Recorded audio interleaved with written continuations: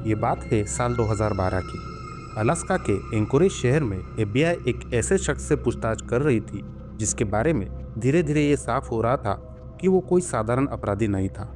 पूछताछ रूम में बैठे अफसर उसकी हर बात को ध्यान से सुन रहे थे।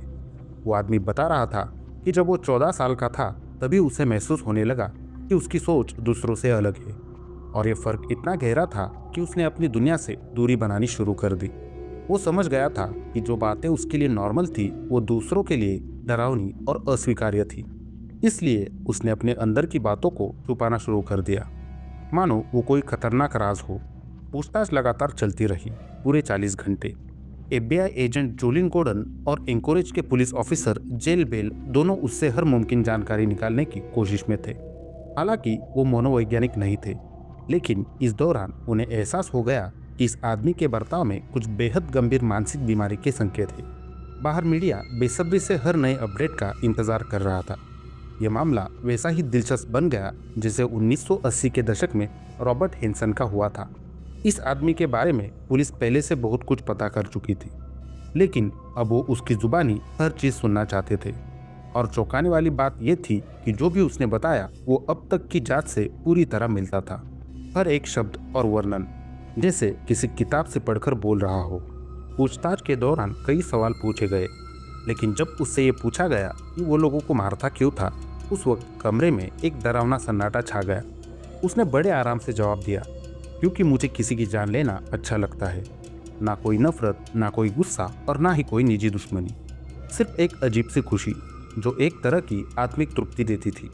एफबीआई एजेंट जोलिन गोर्डन को यकीन नहीं हुआ कि जो आदमी सामने बैठा है, इज़राइल कीज, वो एक सीरियल किलर की मानसिकता को इतनी गहराई से समझता है, जैसे उसने इसे पढ़ा नहीं बल्कि जिया हो। जहां पुलिस और प्रोफाइलर किताबें और केस स्टडीज पढ़कर अपराध को रोकने की कोशिश करते हैं, वही इस आदमी ने वही जानकारी खुद अपराध को और साफ तरीके से करने के लिए इस्तेमाल की थी, ताकि पीड़ित को ज्यादा तकलीफ दी जा सके। इन्वेस्टिगेशन एजेंसियां जानती थी कि वो एक खतरनाक व्यक्ति से डील कर रही है, लेकिन जितनी गहराई से वो खुद को खोल रहा था, वो सब उनकी सोच से कई ज्यादा भयानक था। दोस्तों, आज हम बात करेंगे एक ऐसे कातिल की जिसने अपने अपराधों को ना सिर्फ कबूल किया बल्कि इतने डिटेल में बताया कि खुद पुलिस वाले भी कांप उठे। एक इंसान जिसकी कहानी इतनी डरावनी थी जिसे सुनने के लिए हिम्मत चाहिए। दिसंबर 2012 में एफबीआई ने एक सीसीटीवी फुटेज जारी किया जिसमें अलास्का के एक कॉफी स्टॉल से एक युवा लड़की के अपहरण की तस्वीरें थी। उस लड़की का नाम था समंथा कोइनिंग, जो सिर्फ 18 साल की थी। 12 दिन बाद समंथा के बॉयफ्रेंड को एक फोटो मिली जिसमें वो बंधी हुई दिख रही थी, और साथ में एक चिट्ठी भी थी जिसमें $30,000 की फिरौती मांगी गई थी। चिट्ठी में पैसे कहाँ और कब पहुंचाने हैं ये सब लिखा हुआ था। वीडियो फुटेज में दिखा कि अपहरणकर्ता बहुत ही सहजता से कॉफी स्टॉल आया, एक कॉफी मांगी और तभी अचानक उसने बंदूक निकालकर लड़की को धमकाया। हालांकि वीडियो में आवाज नहीं थी, लेकिन समंथा के चेहरे के एक्सप्रेशन बता रहे थे कि उसे शक हो गया था। उसने लाइट बंद की और शायद उसी पल उसे धमकी मिली। उसका हाथ आगे बढ़ा हुआ था, ऐसा लग रहा था जैसे बंदूक सीधे लड़की की तरफ तानी हो, और शायद इसी डर से समंथा ने विरोध नहीं किया। वो कॉफी स्टॉल एक ऐसे इलाके में था जहां आसपास एक जिम और एक बिजी रोड थी, यानी वहां आमतौर पर लोग आते जाते रहते थे। इसीलिए ये और हैरानी की बात थी कि किसी ने भी उस वक्त कुछ देखा तक नहीं। जिस आत्मविश्वास, सदे हुए ढंग और शांत रवैये से उसने अपहरण किया, इससे साफ था कि यह उसका पहला अपराध नहीं था। अपहरण के दौरान उस आदमी ने समंथा से कहा कि वो लाइट का स्विच बंद कर दे। स्विच के ठीक पास एक इमरजेंसी बटन था, लेकिन अफसोस समंथा उसे दबा नहीं पाई। उस छोटे से कॉफी स्टॉल के भीतर ही वो आदमी अचानक हिंसक हो गया। बाद में सामने आया कि उसने काउंटर के ऊपर चढ़कर समंथा को पकड़ लिया और उसके हाथ बेहद कसकर बांध दिए। पुलिस की रिपोर्ट कहती है कि उस समय इज़राइल कीज ने लड़की से कहा था कि वो उसे जिंदा छोड़ देगा, लेकिन एंकोरेज की होमिसाइड यूनिट की डिटेक्टिव मोरिक डॉल मानती है कि इज़राइल को पहले से ही पता था कि वो समंथा को मारने वाला है। अपहरण के बाद उसने सबसे पहले समंथा का मोबाइल बंद किया, फिर बैटरी निकाल दी ताकि पुलिस उसकी लोकेशन ट्रेस ना कर सके। एफबीआई की जानकारी के मुताबिक इज़राइल ने उस गाड़ी में बिठाने से पहले पार्किंग में एक अजीब तरह का खेल खेला, जैसे बच्चों के साथ पकड़म पकड़ाई। वो उसे दौड़ाता रहा, फिर बर्फ में गिरा दिया। बहुत कम लोगों को पता है कि इजराइल ने अपनी सफेद पिकअप ट्रक पहले से ही पास के होम डिपो स्टोर के पास पार्क करके रखी थी। वो वहां करीब 10 मिनट तक खड़ा रहा, चारों ओर का मुआयना करता रहा। जब उसे यकीन हो गया कि कोई खतरा नहीं है, तब उसने सड़क पार की और कॉफी स्टॉल की तरफ बढ़ा। उसने बाकी कस्टमर्स के चले जाने का इंतजार किया और फिर चुपचाप समंता को अपनी गाड़ी में बिठा लिया। जब समंता, जो उस वक्त बंधी हुई थी, भागने की कोशिश करती है, इजराइल फिर से उसे पकड़ता है, उसे बर्फ में धकेलता है और डरा धमका कर दोबारा गाड़ी में डाल देता है। उसकी बेरहमी और मानसिक ठंडक ने वहां के सबसे अनुभवी अफसरों को भी हिलाकर रख दिया। एक वक्त ऐसा भी आया जब इजराइल ने समंता की ओर बंदूक तानते हुए कहा कि कोई भी ऐसी हरकत मत करना जिससे मुझे तुम्हें मारना पड़े। ये वही तरीका है जो अक्सर सीरियल किलर्स अपनाते हैं, एक तरह की मनोवैज्ञानिक चाल। वो पीड़ित के मन में ये बात डाल देते हैं कि अगर कुछ गलत हुआ तो उसकी गलती होगी।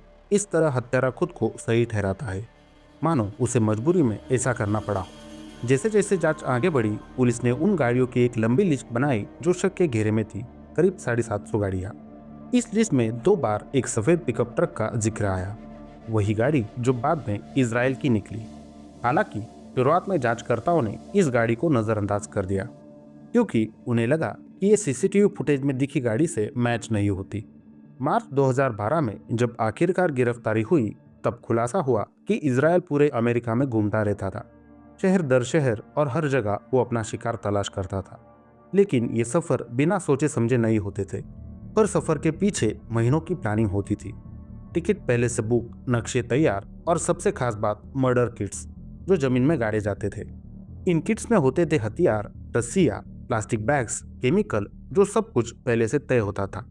ऐसे किट्स एफबीआई को न्यूयॉर्क, वर्मोंट और अलास्का में भी मिले, जो ये दिखाते हैं कि उसकी हर हत्या एक सोच समझकर रची गई प्लानिंग होती थी।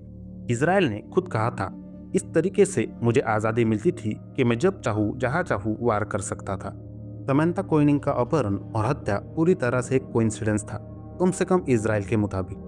वो बस एक ऐसी जगह ढूंढ रहा था जो रात में भी खुला हो, और वो कॉफी स्टॉल उसी वक्त उसके रास्ते में आ गया।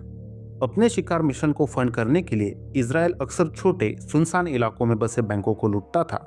यही उसका तरीका था पैसे जुटाने का, ताकि वो अपनी यात्राओं और प्लानिंग को अंजाम दे सके। पूछताछ शुरू होने से पहले ही वो मीडिया की दखलंदाजी से परेशान हो चुका था। उसे बिल्कुल पसंद नहीं था कि उसका नाम टीवी पर आए या अखबारों में छपे। एंकोरेज के पुलिस प्रमुख मार्क म्यू के अनुसार इजराइल अपनी इमेज को लेकर बेहद सेंसिटिव था। भले ही वो एक निर्मम हत्यारा था, लेकिन पुलिस को उसकी पहचान को गुप्त रखना पड़ा, ताकि वो पूछताछ में सहयोग करता रहे, और वो सहयोग कर भी रहा था। उसने अपने कई अपराधों की जानकारी बहुत डिटेल में दी। एफबीआई एजेंट जोलिन गोर्डन, जो अधिकतर पूछताछ में मौजूद थी, उन्होंने कहा कि इजराइल की सोचने और प्लानिंग करने की क्षमता चौंकाने वाली थी। वो किसी बात के बीच में टोका जाए तो तुरंत छिड़ जाता था। पूरे 40 घंटे की पूछताछ में उसने हर छोटी बड़ी बात बारीकी से बताई। किस हथियार का इस्तेमाल किया, किस रास्ते से गया, कौन सा बैंक लूटा और कहाँ कहाँ रुका। जांचकर्ताओं को लगने लगा कि वो जो कुछ कह रहा है वो सच है, क्योंकि जितनी भी बातें उसने बताई उन सब का कहीं ना कहीं सबूत मिल गया। जैसे जिस जगह उसने हथियार छुपाए, जहां लाशें दफनाई, हर जगह की प्लानिंग उसने पहले से ही बना रखी थी। जब भी वो किसी नई जगह का नाम बताता, एफबीआई की टीम वहां जाती और लगभग हर बार उन्हें कुछ ना कुछ सबूत मिल जाता। पूरे अमेरिका का नक्शा सामने फैल गया था। इजराइल ने उन जगहों की जानकारी दी जो एंकोरेज के दूर दराज इलाकों से लेकर न्यूयॉर्क राज्य के ब्लेक्स फॉल रिजर्वायर तक फैली थी। वहीं से कई हथियार बरामद हुए, जिनका कनेक्शन कुछ अनसुलझे केसों से हो सकता है। पूछताछ के दौरान जब वो हत्याओं की बात करता था तो उसके चेहरे पर कोई भाव नहीं होता था। एक बार तो उसने कहा कि कुछ पीड़ितों की मौत को पुलिस ने एक्सीडेंट कहकर केस ही बंद कर दिया था। उसने बताया कि ज्यादातर लाशें उसने सुनसान इलाकों में दफनाई, जैसे कि पुराने कब्रिस्तान या जंगल के बीच बने कैंपिंग स्पॉट्स। एफबीआई प्रवक्ता एरिक गोंजालेज ने भी कहा था, जिन बातों को वो बता रहा था उनमें ना कोई बनावट थी, ना कोई झूठ का संकेत। बाद में उसका डीएनए पूरे देश के क्राइम डेटाबेस में दर्ज किया गया, ताकि पुराने अनसुलझे मामलों से कोई कड़ी जुड़ सके। लेकिन अफसोस, अब तक उससे कोई ठोस लिंक नहीं बन पाया। सबसे परेशान करने वाली बात यह थी कि इजराइल की कोई तय शिकार प्रोफाइल नहीं थी। ना उम्र, ना लिंग, ना जाति, कुछ भी अनुमान लगाना मुश्किल था। इजराइल लगातार देश भर में सफर करता था, और उसका सबसे बड़ा आइडल था टेड बंडी। इन दोनों में कुछ समानताएं थी, जैसे कि बेहद सावधानी से प्लानिंग बनाना, हर कदम पर कंट्रोल रखना और अपराध करते समय कोई जल्दबाजी ना दिखाना। लेकिन एक बड़ा फर्क भी था। टेड बंडी ज़्यादातर कॉलेज की लड़कियों को निशाना बनाता था, खासकर वो लड़कियां जिनके बाल बीच से बटे होते थे। जबकि इजराइल के मामले में कोई तय पैटर्न नहीं था। वो मौके का फायदा उठाता, जहां और जब उसे लगा कि वार कर सकता है वही कर देता। इसी वजह से उसके अपराधों के बीच कोई सीधी कड़ी कभी नहीं मिली। हालांकि उसका बर्ताव कई बार ये दिखाता था कि वह जिन लोगों को मारता था उनके ऊपर एक मालिकाना हक महसूस करता था, जिससे वो तय करता कि किसे जीने का हक है और किसे नहीं। पूछताछ के दौरान कई घंटों तक वो लगातार बोलता रहा, लेकिन एक समय ऐसा भी आया जब वो बिल्कुल चुप हो गया। करीब 2 महीने तक उसने एक शब्द तक नहीं कहा। इस चुप्पी की वजह थी उसका नाम मीडिया में आ जाना। जैसे ही उसने देखा कि टीवी और अखबारों में उसकी पहचान सामने आ गई है, उसने पुलिस से बातचीत करना बंद कर दिया। लेकिन जुलाई 2012 में उसने फिर से बोलना शुरू किया और इस बार उसने अपने अपराधों की बाकी कड़ियां भी जोड़नी शुरू कर दी। इजराइल कीज का जन्म 7 जनवरी 1978 को अमेरिका के यूटा राज्य के रिचमंड शहर में हुआ था। उसके माता पिता का नाम था हेडी और जॉन जेफरी कीज। वो उनके 10 बच्चों में दूसरे नंबर पर था। सारे बच्चों को घर पर ही पढ़ाया जाता था और परिवार मॉर्मन धर्म की सख्त परंपराओं का पालन करता था। 1983 में इजराइल के पिता ने मॉर्मन धर्म को छोड़ दिया। इसके बाद पूरा परिवार वॉशिंगटन के उत्तरी हिस्से में एक दूर दराज जगह कोलविल चला गया, एक घना अलग थलग इलाका। वहां पहुंचते ही कीज परिवार ने न सिर्फ धर्म छोड़ा बल्कि पारंपरिक चिकित्सा से भी दूरी बना ली। इजराइल की माँ हेडी सिर्फ प्राकृतिक इलाज पर भरोसा करती थी। पट्टी टूटे या ब्रोंकाइटिस हो, उनका इलाज होता था जड़ी बूटियों, पुदीने के तेल और गर्म पानी से नहाना। घर में दवाइयाँ लेना और डॉक्टर के पास जाना मना था। इस अजीब और सख्त माहौल ने इजराइल के बचपन पर गहरा असर डाला। परिवार एक लकड़ी की झोपड़ी में रहता था, जहां न बिजली थी न पानी। इसी दौरान उन्होंने एक चरमपंथी ईसाई संगठन आर्क चर्च से जुड़ाव बना लिया, जो श्वेत वर्चस्व और धार्मिक कट्टरता का प्रचार करता था। यही इनकी मुलाकात हुई चेवी कीहो नाम के एक नौजवान से, जिसे बाद में 1996 में 3 लोगों की हत्या का दोषी ठहराया गया। इजराइल कीज की चेवी और उसके भाई चेयन कीहो से गहरी दोस्ती हो गई थी। इन दोनों भाइयों की परवरिश भी घर पर हुई थी और उन्हें बचपन से ही हथियारों की ट्रेनिंग दी गई थी। कीहो परिवार खुलेआम रेशियल वॉर की वकालत करता था और यही विचार इजराइल की सोच में घुलते चले गए। धीरे धीरे उसके भीतर हथियारों का जुनून पैदा होने लगा, जो अब सिर्फ रुचि नहीं बल्कि एक मानसिक विकृति का रूप ले चुका था। समय के साथ उसने गन्स एंड एमो जैसे मैगजीनों को पढ़ना शुरू किया। उसके पास असली हथियार नहीं थे, लेकिन वो किताबों और पत्रिकाओं से हर हथियार की तकनीक समझने की कोशिश करता था। कोलविल में रहते हुए उसका परिवार एक और चर्च से जुड़ा, क्रिश्चियन इजराइल कॉन्वेंट, जो ब्रिटिश इजराइलिज्म नाम की कट्टर सोच का प्रचार करता था। इस विचारधारा के मुताबिक एंग्लो सेक्सन लोग ही दुनिया की श्रेष्ठ नस्ल है और उन्हें बाकी सब पर राज करना चाहिए। इसी माहौल में इजराइल और उसके भाई बहनों को जिंदा रहने के लिए जंगली जानवरों का शिकार, लकड़ियां काटना और खेतों में मजदूरी करनी पड़ती थी। बहुत कम उम्र से ही इजराइल में हिंसा के लक्षण दिखने लगे थे। उसने खुद कहा था, जिस चीज में दिल धड़कता है वो मेरा निशाना है। धीरे धीरे दूसरों को डराना और अराजकता फैलाना उसका मनोरंजन बन गया। एक बार उसने अपनी छोटी बहन को जंगल में ले जाकर घर की खिड़कियों पर एयरगन से फायर किया, फिर उन घरों में जाकर चीजें इधर उधर फेंकी और छिपकर लोगों के रिएक्शन देखता रहा। जब उसकी बहन ने ये सब बातें दूसरों को बताई तो इजराइल ने उससे रिश्ता तोड़ दिया और उसके बाद उसने सब कुछ अकेले करना शुरू कर दिया। एक बार इजराइल कीज ने चर्च के बच्चों के सामने एक हिरन को जिंदा हालत में मारते हुए उसकी खाल उतारी। ये नजारा इतना भयानक था कि चर्च समुदाय ने उसे तुरंत सामाजिक रूप से बहिष्कृत कर दिया। कोई उससे बात नहीं करता था, वो पूरी तरह अकेला हो गया। ऑस्ट्रेसिज्म यानी सामाजिक बहिष्कार एक प्राचीन परंपरा है, जहां समाज से खतरा बनने वाले लोगों को समुदाय से निकाल दिया जाता था। ठीक वही हुआ इजराइल के साथ। किशोरावस्था में उसका व्यवहार और भी विचलित करने वाला हो गया था। वो जंगल में आग लगाता, पड़ोसियों के घरों में चोरी करता और वहां से हथियार चुरा कर छिपा देता। एक बार उसके माता पिता को उसके छिपाए हुए हथियार घर के ही पास मिले। उसका इकलौता दोस्त जो अब तक उसके साथ था, उसने भी रिश्ता तोड़ दिया। जब उसने इजराइल को एक निर्दोष जानवर पर बेवजह गोली चलाते देखा। 14 साल की उम्र में इजराइल ने चोरी किए गए हथियारों को पड़ोसियों को बेचना शुरू कर दिया। उसी दौरान उसके माता पिता ने कुछ दोस्तों को घर बुलाया था। उन्हीं में से एक बच्चे ने एक दिन एक डरावना दृश्य देख लिया। इजराइल ने एक बिल्ली को पैर से बांधकर उस पर .22 कैलिबर की बंदूक से फायर किया। उस बच्चे पर इसका गहरा असर पड़ा और वो हफ्तों तक ठीक से बोल नहीं पाया। धीरे धीरे आस पड़ोस के बच्चे भी इजराइल से डरने लगे। वो उसे देखते ही भाग जाते और यही से उसकी असामाजिक प्रवृत्तियां तेज होती गई, जो आगे चलकर खुली हिंसा में बदल गई। इजराइल की माँ को महसूस होने लगा था कि उसका बेटा कुछ अलग रास्ते पर चल पड़ा है। वो अब ऐसी चीजों में इंटरेस्ट लेने लगा था जो आमतौर पर विचलित करने वाले माने जाते हैं। लेकिन उसकी माँ की चिंता थोड़ी कम हो गई जब उसने देखा कि 16 साल की उम्र में इजराइल ने लकड़ी से एक झोपड़ी बनाकर परिवार के लिए नया घर तैयार कर दिया। 1995 से 1997 के बीच इजराइल कोलविल में कंस्ट्रक्शन लेबर के रूप में काम करने लगा। इसी दौरान उसके और उसकी माँ के रिश्तों में दरार आने लगी। इजराइल को लगता था कि उसके ऊपर उसके पिता की जिम्मेदारियां डाल दी गई है। छोटे भाई बहनों की देखभाल, घर का काम और रोजमर्रा की जिम्मेदारियां। एक बार उसे अपने ट्रक के लिए नए टायर चाहिए थे। उसने माँ से मदद मांगी, लेकिन माँ ने साफ इनकार कर दिया।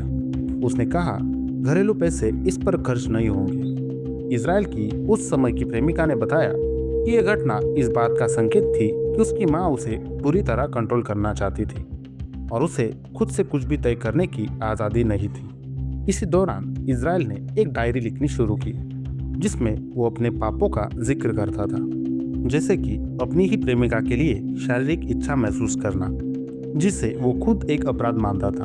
1997 के बाद कीथ परिवार अमेरिका के मेन स्टेट में चला गया और यही आकर इजराइल ने अपने धर्म को पूरी तरह त्याग दिया। इस फैसले के चलते उसके माता पिता ने उसे घर से निकाल दिया। धर्म और परिवार दोनों से अलग होने के बाद इजराइल ने एक शैतानी सोच को अपनाया, एक ऐसी सोच जिसमें वो मानने लगा कि उसे किसी की बलि देनी चाहिए, एक तरह का रिचुअल मर्डर। जिसके बाद इजराइल मेन स्टेट के स्मायर्ना नामक शहर में रहने चला गया। दिलचस्प बात यह है कि उसके पिता ने पहले से ही न्यूयॉर्क के मेलोन शहर में एक जमीन खरीदी हुई थी और बाद में वो जमीन इजराइल के नाम कर दी गई। वही कनाडा की सीमा के पास एक अकेली झोपड़ी में इजराइल ने अपने सबसे अकेले दिन बिताए। वही समय था जब उसने अपने अंधेरे विचारों को लिखना शुरू किया, पछतावे, गुस्सा और उस मानसिक गहराई की बातें जो साफ करती थी कि वो अब पूरी तरह विकृति की ओर बढ़ रहा है। बाद में FBI को दिए गए बयान में इजराइल ने कबूल किया कि 1998 में उसने एक किशोरी लड़की पर हमला किया, जिसकी उम्र शायद 14 से 18 साल के बीच रही होगी। यह हमला ओरेगन राज्य के मॉपिन शहर के पास डेशुट्स रिवर के किनारे हुआ था। इजराइल ने एजेंटों को बताया कि उसने उस लड़की का चुपचाप पीछा किया, हर हरकत पर नजर रखी और फिर अचानक बहुत ही हिंसक तरीके से उस पर हमला कर दिया। उसका इरादा था उस लड़की की बलि देना, लेकिन अजीब बात यह रही कि उसने लड़की को जिंदा छोड़ दिया। क्यों छोड़ा, इसका उसने कोई स्पष्ट कारण नहीं बताया। पुलिस को इस हमले की कोई ऑफिशियल रिपोर्ट नहीं मिली, जिससे ये घटना आज भी एक राज बनी हुई है। उसके कुछ ही समय बाद 9 जुलाई 1998 को इजराइल ने न्यू जर्सी में अमेरिकन आर्मी में भर्ती ले ली। उसे 1st बटालियन और 5th इन्फेंट्री रेजिमेंट में नियुक्त किया गया। आर्मी की ट्रेनिंग के दौरान उसने रेंजर ट्रेनिंग भी ली और वही उसकी दोस्ती कुछ सैनिकों से हुई जो उसके साथ रहते थे। सेना में रहते हुए इजराइल को अमेरिका के कई हिस्सों में तैनात किया गया और एक बार उसे मिस्र भी भेजा गया। एक साथी सैनिक ने बताया कि दोनों के बीच एक बार झगड़ा हुआ और इजराइल ने गुस्से में कहा कि मैं तुम्हें जान से मार सकता हूँ। इसके अलावा यह भी सामने आया कि वो शराब पीने का आदी था। वो अकेले बैठकर पूरी बोतल वाइल्ड टर्की बourbon खत्म कर देता था। उसके बैरक की दीवारों पर इंसेंट क्लाउन पॉसे नाम की म्यूजिक जोड़ी के कई पोस्टर लगे थे। वो उनका बहुत बड़ा फैन था। फरवरी 2001 में उसकी शराब की लत काफी बढ़ चुकी थी। उसी साल उसे थर्स्टन काउंटी में ड्रंक एंड ड्राइव की केस में गिरफ्तार कर लिया गया। लेकिन उसी साल 2001 में उसे अमेरिकन आर्मी का अचीवमेंट मेडल भी दिया गया उसकी आर्टिलरी सेवा के लिए। कुछ ही समय बाद उसे सेना से फॉर्मल लीव दे दी गई। इसके बाद वो वॉशिंगटन स्टेट के नेहा बे पर चला गया और वहां चुपचाप रहने लगा। 2007 में उसने अलास्का में अपना खुद का कंस्ट्रक्शन बिजनेस शुरू किया, जिसका नाम था कीज कंस्ट्रक्शन। वो नॉर्मल रिपेयर्स और कंस्ट्रक्शन का काम करता था। लेकिन बाद में एफबीआई को दी गई पूछताछ में उसने कबूल किया कि 2001 से 2007 के बीच उसने वॉशिंगटन में कम से कम 4 लोगों की हत्या की थी। एफबीआई को यह पता चला कि 1996 से 1998 के बीच वॉशिंगटन स्टेट के कोलविल शहर में 2 किशोरियों की हत्या हुई थी और ये दोनों घटनाएं इजराइल कीज के बर्ताव से काफी मेल खाती थी। जांच के दौरान खुद इजराइल ने बताया कि आर्मी में रहते हुए उसने 2 अलग अलग महिलाओं के साथ बलात्कार की कोशिश की थी, एक मिस्र और दूसरी इजराइल में। हालांकि उसके मुताबिक वो अपने इरादों को अंजाम तक नहीं पहुंचा पाया।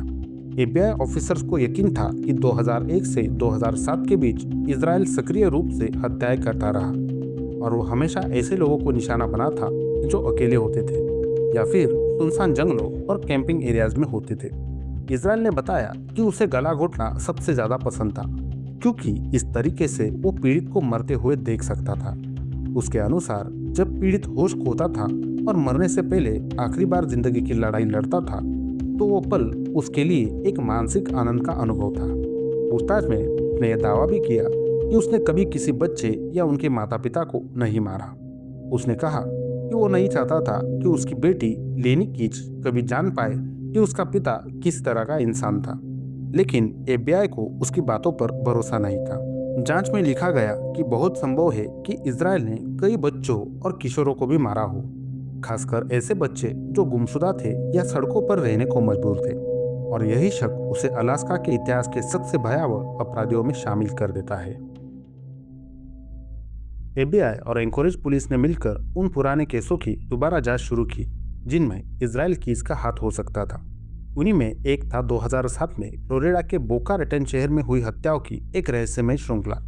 उस साल वहां 3 मामलों में मां और उनके बच्चे शॉपिंग मॉल से अगवा किए गए थे। इनमें से 2 मामलों में मां और बच्चे मृत पाए गए, दोनों को कार में गोली मार दी गई थी। तीसरे मामले में महिला और बच्चा किसी तरह बच निकलने में कामयाब हुए। कुल मिलाकर वहां 6 ऐसे मामले सामने आए जिनमें अपराध का तरीका एक जैसा था। अपराधी का चेहरा नकाब और चश्मे से ढका होता था। एक पीड़िता जो किसी तरह जिंदा बच गई, उसने बताया कि वो आदमी लंबा, मजबूत शरीर वाला और लंबे बालों वाला था। एफबीआई को लगा कि यह हुलिया इजराइल कीज से मिलता है। इसके अलावा जिन चीजों का इस्तेमाल उन अपराधों में हुआ, जैसे प्लास्टिक टाइज, काले चश्मे, टेप और बंदूक, वो सभी चीजें वही थी जो इजराइल पहले भी इस्तेमाल कर चुका था।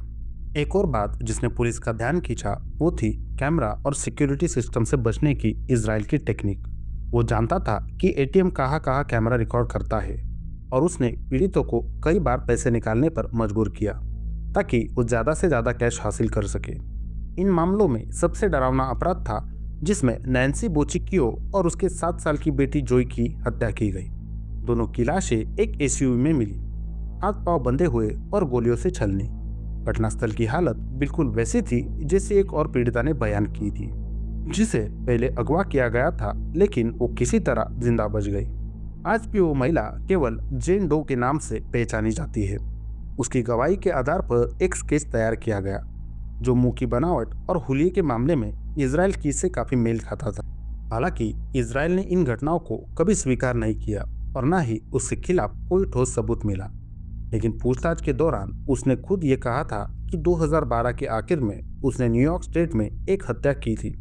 उसने ये नहीं बताया कि वो कौन था, कहाँ मिला या कैसे मारा, सिर्फ इतना कि उसने एक और हत्या की थी। पुलिस को शक है कि यह बयान सच हो सकता है क्योंकि उसी राज्य में कांस्टेबल नाम के शहर में इजराइल का एक बड़ा खेत और झोपड़ी थी। रिकॉर्ड से यह भी पता चला कि उसने न्यूयॉर्क और टेक्सास में बैंक डकैतियां भी की थी। इनमें से सिर्फ एक को ऑफिशियल तौर पर जोड़ा जा सका। अप्रैल 2009 में न्यूयॉर्क के टपर लेक शहर में कम्युनिटी बैंक की लूट। उसी महीने एक महिला डेब्रा फेल्डमन न्यू जर्सी से लापता हो गई। पुलिस को शक है कि उसके गायब होने के पीछे भी इजराइल कीज का हाथ था। पूछताछ में इजराइल ने खुद कहा था कि उसने डेब्रा को मारकर उसकी लाश को टपर लेक के पास दफना दिया था, लेकिन उसने कभी इस जगह का सटीक विवरण नहीं दिया। इसके बाद उसने एक और केस की स्वीकारोक्ति की जिसमें बिल और लोरेन करियर नामक दंपत्ति को उसने वर्मॉन्ट राज्य के एसेक्स शहर में मार डाला। उसने बताया कि 8 जून 2011 की रात वो उनके घर में घुसा, उन्हें बांधा और फिर एक सुनसान जगह पर ले गया। वहां उसने बिल को गोली मारी और लोरेन के साथ बलात्कार किया और फिर उसे भी मार दिया। हालांकि उसने इस हत्या को माना, लेकिन आज तक दोनों की लाशें नहीं मिली। पूछताछ में उसने उस रात की पूरी घटना बेहद ठंडेपन और विस्तार से बताई। उसने कहा कि वो रात के अंधेरे में सिर पर टॉर्च बांधकर चुपचाप उनके घर में दाखिल हुआ। वहां उसने पहले उन्हें बिस्तर से बांधा, फिर घर की तलाशी ली, दवाइयाँ, गहने और कैश चुराया। बाद में उन्हें गैराज में ले जाकर उनकी कार में डाल दिया। रास्ते में उन्हें बताया कि ये सिर्फ अपहरण है और जल्द ही फिरौती मांगी जाएगी। लेकिन ये सिर्फ एक बहाना था, उसकी असली प्लानिंग कुछ और ही थी। रास्ते में लोरेन ने भागने की कोशिश की, लेकिन जब उसने डर नहीं दिखाया तो इज़राइल को गुस्सा आया, क्योंकि उसे लोगों के डर में मजा आता था। इज़राइल कीज को पीड़ितों की हताशा और डर देखना बेहद पसंद था। वो कहता था कि यही डर उसकी हिंसक कल्पनाओं का असली स्रोत था। लोरेन करियर के मामले में जब उसने बिस्तर से भागने की कोशिश की, वही पल था जब इज़राइल का गुस्सा फूट पड़ा। उसने लोरेन को जोर से खींचकर पीछे लाया और धमकी दी, अगर तुमने फिर से भागने की कोशिश की तो यहीं पर गोली मार दूंगा। असल में करियर दंपत्ति की हत्या के लिए इज़राइल ने 2 साल पहले ही तैयारी कर रखी थी। उसने उनके घर के पास एक सुनसान जगह पर हत्या किट छिपा दी थी, जिसमें सभी जरूरी चीजें थी। उसी दिन उसने वो किट निकाली और वही हत्या इस्तेमाल करके अपनी प्लानिंग को अंजाम दिया। हत्या के बाद उसने उस किट को फिर से छिपा दिया, न्यूयॉर्क के पेरिसविल नामक शहर में। बाद में पुलिस ने वो ठिकाना खोज निकाला। वहां से 2 ऐसे कंटेनर मिले जिनमें केमिकल्स थे और जांचकर्ताओं का मानना था कि ये शवों को जल्दी सड़ाने के लिए रखे गए थे। गिरफ्तारी तक सिर्फ एक ही पीड़िता की पहचान पूरी तरह से पक्की हुई थी, जो थी 18 साल की समंता कोइनिंग, जिसे अलास्का के एंकोरेज शहर से अगवा किया गया था। 1 फरवरी 2012 को इज़राइल ने उसे उसके काम की जगह से उठाया। अपहरण के बाद उसने समंता के साथ बलात्कार किया और अगले दिन उसकी हत्या कर दी। इसके बाद उसने समंता की लाश को करीब 2 हफ्तों तक एक गोदाम में छुपा कर रखा, जिसकी देरी की वजह थी क्योंकि इज़राइल अपनी बेटी और गर्लफ्रेंड के साथ मैक्सिको की खाड़ी में क्रूज पर छुट्टियां मना रहा था और छुट्टियों के दौरान वो बिल्कुल आम आदमी की तरफ पेश आता रहा, जैसे कुछ हुआ ही ना हो। छुट्टियों के दौरान भी इज़राइल लगातार खबरों पर नजर रख रहा था कि समंता के केस में क्या चल रहा है और मीडिया क्या दिखा रहा है। जब वो क्रूज से लौट कर आया तब उसने जो किया वो और भी डरावना था। उसने समंता की लाश को मेकअप से सजाया ताकि ऐसा लगे कि वो अब भी जिंदा है। उसने उसकी आंखों को सिला ताकि वो खुली दिखाई दे सके। फिर उसने एक तस्वीर ली जिसमें समंता ऐसे दिख रही थी जैसे वो जिंदा हो। उसने ये फोटो उसके परिवार को भेजी और साथ में फिरौती की $30,000 की मांग की। इस पूरी हरकत से साफ दिखता है कि इज़राइल में इंसानियत की जरा सी भी जगह नहीं थी। वो एक ठंडा, बेरहम और प्लान इंसान था। इसके बाद उसने समंता के शव के टुकड़े किए और उन्हें एंकोरेज के उत्तर में स्थित मटानुस्का झील में फेंक दिया। लेकिन समंता ही अकेली नहीं थी। पुलिस को शक है कि इज़राइल कीज का संबंध एक और गायब हुई व्यक्ति से भी हो सकता है, जिमी टिडवेल, जो 15 फरवरी 2012 को टेक्सास के लॉन्गव्यू से लापता हुआ था और ये वही समय था जब समंता की हत्या भी हुई थी। जिमी टिडवेल का मामला पुलिस के लिए कई मायनों में अजीब था। वो एक स्थिर जीवन जी रहा था, शादीशुदा था, बालिग बच्चों का पिता था और उसका कोई आपराधिक रिकॉर्ड भी नहीं था। उसे आखिरी बार तब देखा गया जब वो काम से लौट रहा था। कुछ समय बाद उसकी कार उसके घर से करीब 5 किलोमीटर दूर पाई गई। गाड़ी के अंदर उसके चश्मे रखे थे, लेकिन ना कोई संघर्ष के निशान थे और ना ही कोई अन्य सुराग। उसकी प्रोफाइल वही थी जिसे इज़राइल पसंद करता था, अकेला, कम जोखिम वाला और एक ऐसा व्यक्ति जिसकी गुमशुदगी पर शायद ज्यादा शोर न मचे। इन परिस्थितियों को देखते हुए लोकल पुलिस ने एक सर्च ऑपरेशन चलाया जिसमें खोजी कुत्ते और आधुनिक टेक्निक्स का इस्तेमाल किया गया, लेकिन जिमी का कोई निशान नहीं मिला। एफबीआई को शक है कि उसी समय इज़राइल टेक्सास में था और उसने अपने परिवार से मिलने का बहाना बनाकर इस हत्या को अंजाम दिया। और ठीक जिमी के गायब होने के अगले दिन 16 फरवरी को टेक्सास के एजल शहर में एक बैंक डकैती हुई। गवाहों ने बताया कि डाकू की शारीरिक बनावट इज़राइल जैसी थी और उसने जो हेलमेट पहना था वो हूबहू वैसा था जैसा इज़राइल के पास था।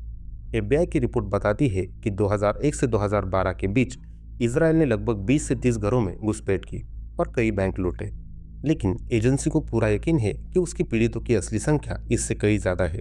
कुछ संकेत तो ये भी बताते हैं कि उसने अंतर्राष्ट्रीय यात्राओं के दौरान अमेरिका के बाहर भी हत्याएं की हो सकती है। इज़राइल कीज को एफबीआई ने एक ऑर्गेनाइज सीरियल किलर माना, यानी एक ऐसा अपराधी जो हर चीज की बारीकी से प्लान बनाता है।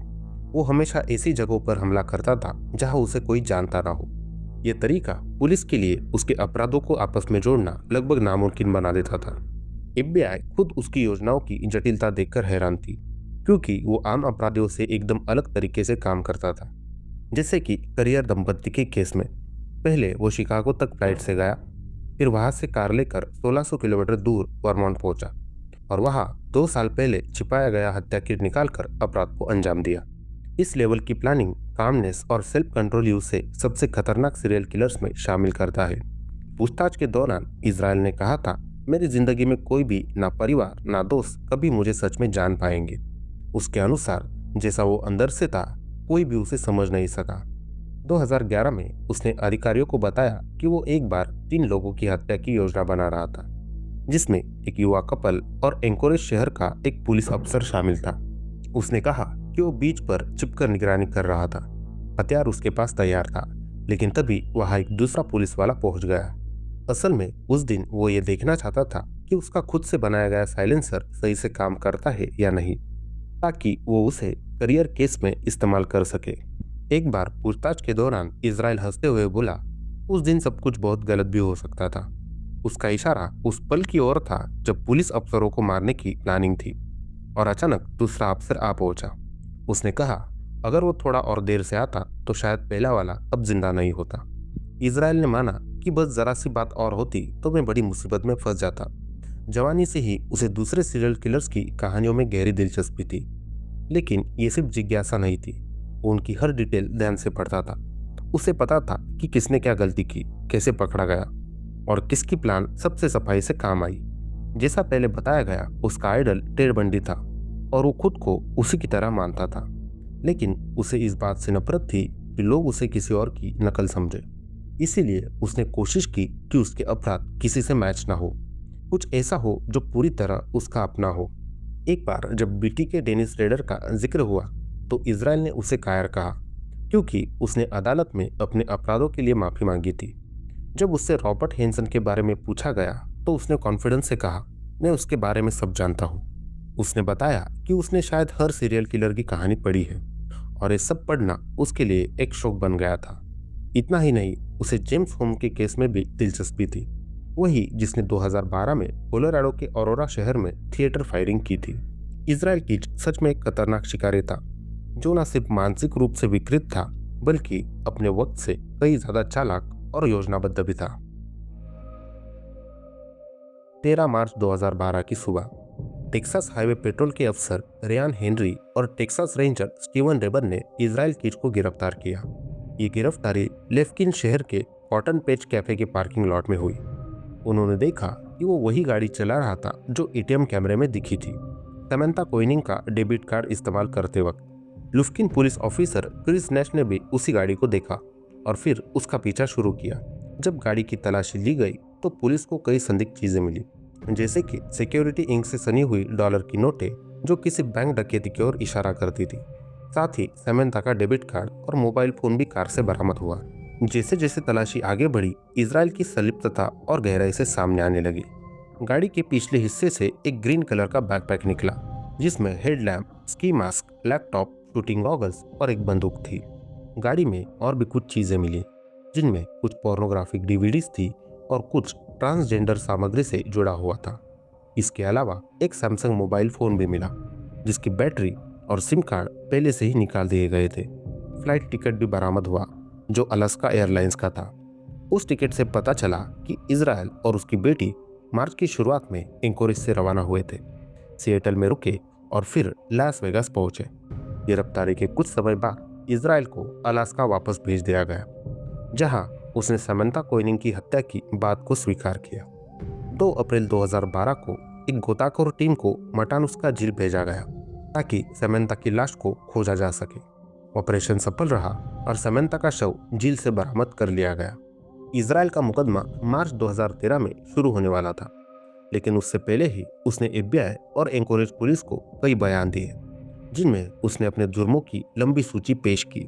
23 मई 2012 को एक रूटीन सुनवाई के दौरान इजराइल ने जेल से भागने की कोशिश की। यह घटना टेड बंडी की पहली जेल ब्रेक की याद दिलाती है। हालांकि इजराइल ज्यादा दूर नहीं भाग पाया। अंदर मौजूद अफसरों ने तुरंत टेजर गन का इस्तेमाल किया और उसे काबू में ले लिया। मुकदमे की तारीख से पहले ही इजराइल ने कहा कि वो चाहता है कि उसे 1 साल के अंदर मौत की सजा दी जाए। 23 अक्टूबर 2012 को FBI एजेंट और लोकल पुलिस उसके एंकोरेज स्थित टर्न अगेन घर पर पहुंचे।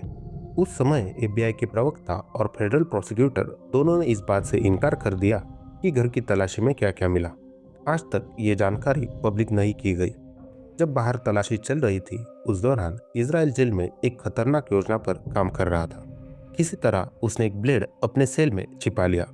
बाद में FBI एजेंट जोलिन गॉर्डन ने बताया कि इजराइल का रवैया धीरे धीरे बदल रहा था। वो अब और चिड़चिड़ा और अस्थिर हो गया। पूछताछ के आखिरी दौर में उसका बर्ताव बेहद अलग और तनावपूर्ण हो गया था। जेल गार्ड्स ने भी देखा कि अब वो पहले की तरह सहयोग नहीं कर रहा था और ज्यादातर समय अकेले रहता था। हालांकि उसकी हरकतें बदल रही थी। किसी ने कल्पना भी नहीं की थी कि वो एक तेज ब्लेड सेल के अंदर इतनी सुरक्षा के बीच छिपा सकेगा। जेल के नियम के अनुसार कैदियों को केवल इलेक्ट्रिक शेवर दिया जाता था, और वो भी निगरानी में। फिर भी 2 दिसंबर 2012 को इजराइल की लाश उसकी सेल में मिली। सरकारी रिपोर्ट के अनुसार उसने उस ब्लेड से अपनी हथेली की नसें काटी और साथ ही फांसी लगाने की भी कोशिश की, लेकिन मौत की असली वजह थी गहरे कट, जिनसे वो धीरे धीरे खून बहकर मर गया। साल 2020 में FBI ने पब्लिकली वो पिक्चर जारी किए जो इजराइल ने जेल में रहते हुए बनाए थे। ये चित्र कभी दीवारों पर तो कभी टॉयलेट पेपर पर बनाए गए थे। इनमें एक पेंटाग्राम, 11 खोपड़ियाँ और एक सेंटेंस लिखा था, हम एक है, We are one। उसने एक लेटर भी छोड़ा था, लेकिन उसमें कहीं भी अपने अपराधों का सीधा जिक्र नहीं था। FBI की विश्लेषण टीम का मानना था कि इन 11 खोपड़ियों का मतलब था उसकी 11 हत्याओं की मौन स्वीकारोक्ति।